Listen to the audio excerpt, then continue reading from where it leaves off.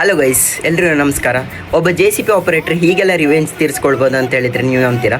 Yes guys, ಈ JCB driver ಗಲ್ಲಿಯಲ್ಲಿ ಹೋಗುವ ಸಂದರ್ಭದಲ್ಲಿ ಅಲ್ಲೊಂದು ಮನೆ ಹತ್ರ ಬೈಕನ್ನು ಅಡ್ಡಲಾಗಿ ನಿಲ್ಲಿಸಿರ್ತಾರೆ. ಅಷ್ಟೊತ್ತಿಗೆ ಈ JCB ಆಪರೇಟರ್ ಏನು ಮಾಡ್ತಾರೆ ಅಂತ ಹೇಳಿದ್ರೆ ಆ ಮನೆಯ ಓನರ್ ಹತ್ರ ಹೋಗಿ ಕೇಳ್ತಾರೆ, ನಿಮ್ಮ ಗಾಡಿಯನ್ನು ಒಮ್ಮೆ ತೆಗಿಬೋದಾ ಅಂತ. ಆ ಸಂದರ್ಭದಲ್ಲಿ ಅಲ್ಲಿನ ಓನರ್ ಹೇಳ್ತಾರೆ, ನೀನು ಬೇಕಾದರೆ ಬೇರೆ ಗಲ್ಲಿಯಿಂದಾಗಿ ಹೋಗು, ಆದರೆ ಇಲ್ಲಿಯಾಗಿ ಹೋಗ್ಲಿಕ್ಕೆ ಆಗೋದಿಲ್ಲ ಅಂತ ಹೇಳ್ತಾರೆ. ಅದಕ್ಕೆ ಅಲ್ಲಿನ JCB ಆಪರೇಟರ್ ಆಯ್ತಪ್ಪ ಅಂತ ಹೇಳಿ ಇನ್ನೊಂದು ಗಲ್ಲಿಯಿಂದಾಗಿ ಹೋಗ್ತಾರೆ.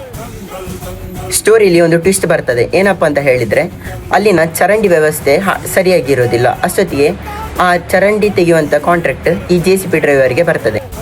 JCB ಆಪರೇಟರ್ ಕೂಡ ಇದಕ್ಕೆ ಕಾಯ್ತಿದ್ದ ಕಾಣಿಸುತ್ತೆ. ಯಾಕೆ ಅಂತ ಹೇಳಿದರೆ ಆ ಬೀದಿಯಲ್ಲಿ ಈ ಓನರ್ನ ಮನೆ ಇತ್ತು.